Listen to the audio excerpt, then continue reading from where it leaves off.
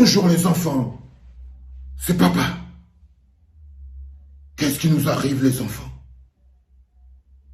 Bienvenue au deuxième podcast de la journée. Qu'est-ce qui nous arrive les enfants? Avons-nous oublié? Avons-nous oublié qu'ils l'ont torturé? Avons-nous oublié comment ils l'ont kidnappé? Avons-nous oublié qu'après l'avoir fait tout ça, ils l'ont planté derrière?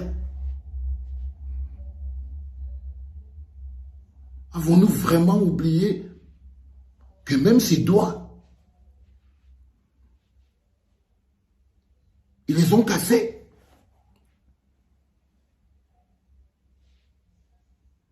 Avons-nous oublié à quel point il a souffert? Chaque lutte de résistance a ses baisses de régime. Chaque lutte de résistance, chaque soif de justice, chaque lutte pour la justice, parce que la lutte pour la justice est une lutte longue, dont le temps est la seule épreuve. Le plus important, ce n'est pas la baisse de régime. Le plus important, c'est comment c'est qu'on se remobilise. Comment c'est qu'on remonte la pente. Comment c'est qu'on fait une remontada. Le piège dans lequel nous sommes tombés pendant toutes ces années, c'était notre incapacité à tenir un front pendant longtemps. On a toujours été pris par l'usure du temps. Parce qu'à un moment, ils se sont toujours dit non, mais ils vont retourner à la bière, on n'a qu'à rester un peu tranquille. Ils vont retourner au port, il n'y a pas de problème. Ils vont retourner à leurs petits problèmes. Et pour accélérer le fait de l'usure du temps, ils créent des histoires dans l'histoire à chaque fois aussi, des mécanismes de distraction pour tuer notre soif de justice. Ça s'appelle du mépris, ils sous-estiment notre douleur. Ça s'appelle du mépris de la douleur. Ils estiment que le temps, s'il traîne juste un peu, nous, on va finir par être démobilisés. C'est très possible. Mais nous pouvons également l'empêcher. Nous ne sommes pas obligés d'être démobilisés ou de se démobiliser. Avons-nous oublié pourquoi nous demandons la démission du ministre de la Justice? Avons-nous oublié que nous sommes dans cet état-là où la justice n'est plus faite au nom du peuple? Vous sentez-vous désormais en sécurité? Quand vous marchez dans la rue, est-ce que vous vous sentez plus en sécurité? Un bonhomme est ministre de la Justice au Cameroun. Son nom a été cité dans l'une des affaires les plus horribles qui ait touché notre pays. Même seulement pour l'esprit et l'âme de notre pays, ce monsieur devrait démissionner. Et le seul fait que nous ne le demandons pas, avec beaucoup plus d'insistance, on a dit que son nouveau nom, c'est finissez le travail. Le seul fait que nous ne le demandons pas avec beaucoup plus d'insistance peut être une raison pour qu'il nous arrive pire. Frère, j'ai vu ici sur Internet qu'il y a des gens il y a même déjà des gens qui attaquent les bus avec les cailloux. Ne sentez-vous pas comment l'air que nous respirons est de plus en plus empoisonné? Ne sentez-vous pas comment ça monte? Notre soif de justice ne doit pas être retournée les uns contre les autres. Notre soif de justice aujourd'hui doit être le carburant qui nous dirige. Un peuple, c'est un groupe de personnes qui peuvent tenir un front. Et le front de la demande de la justice est un front qui est long à tenir. tenir. Nous serons éprouvés. Nous allons encore être plus éprouvés que ça. Il y aura encore de gros moments de distraction. Les distractions seront plus fortes. Ils vont créer des histoires. Il faut que nous soyons prêts à résister à toutes ces tempêtes. Il faut que nous soyons prêts à résister à toutes ces tempêtes. Le carburant qui nous maintient au front, c'est la soif de justice. Parce que la soif de justice et la lutte pour la justice est la base de la construction d'un peuple. Il n'y a pas de peuple sans justice. Et il n'y a pas de justice sans peuple.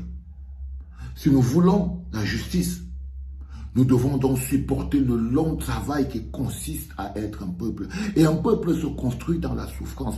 Toutes les bagarres que vous voyez aujourd'hui, toutes les incompréhensions que vous voyez aujourd'hui, c'est notre difficile trajet et le difficile parcours que nous sommes en train d'effectuer vers la construction d'une pensée collective qui détermine qui nous sommes, un peuple, le Cameroun. Il y a encore ces poches de résistance. À chaque fois qu'on est en train de parler de peuple, vous constatez toujours qu'il y a toujours un groupe de personnes qui vous parlent de tribus. À chaque fois qu'on va vous parler de peuple, vous allez entendre toujours des personnes qui vous parlent de tribus. Quand on vous dit il y a la situation du Cameroun, il y a des gens qui viennent vous dire non, ce sont les Bamileke. Ce sont des résistances. C'est la technique. Je vous ai dit que pour faire écrouler notre pays, il suffit juste qu'on pense en tribus. Il suffit juste de mettre le virus des tribus. C'est tout. Et l'idée collective des peuples s'écroule. Il suffit de faire exacerber le sentiment d'appartenance à des tribus et l'idée des peuples s'écroule. Et si vous commencez à rejeter cette définition de qui vous êtes, simplement et simplement par la tribu, alors vous renforcerez l'idée de peuple. Et vous comprendrez que la justice n'a pas de tribu. La justice n'a pas de tribu. On ne fait pas la justice pour une tribu. Donc une tribu ne lutte pas pour la justice. Une tribu ne peut pas gagner le combat de la justice. C'est un peuple. Et un peuple, c'est ses combats. J'entends parfois des gens dire, vous parlez au nom de quel peuple? De quel peuple? Non, un peuple, ce n'est pas seulement un groupe de personnes. Un peuple, c'est des luttes, c'est des idéologies et c'est des combats. Quand on mène un combat pour la justice, alors on peut dire qu'on parle pour le peuple. Un combat pour l'égalité. La justice, l'égalité. Alors oui, ce sont des combats de peuple. Lorsque vous menez des combats de peuple, le vivre ensemble, le bonheur collectif, la justice pour tous, l'égalité, le consensus, ce sont les luttes du peuple. Les enfants, c'est normal de se sentir fatigué, éprouvé. C'est normal que le temps ait de l'emprise, que le temps influence notre détermination, que le temps ait raison. Mais c'est quand on se relève aussi qu'on se construit. Ce n'est pas quand on tombe qu'on prend de la force. C'est à chaque fois quand on se relève. C'est à chaque fois quand on se relève.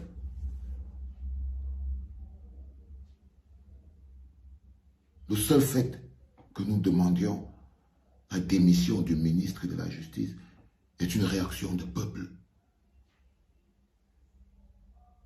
Parce qu'il souille cette institution.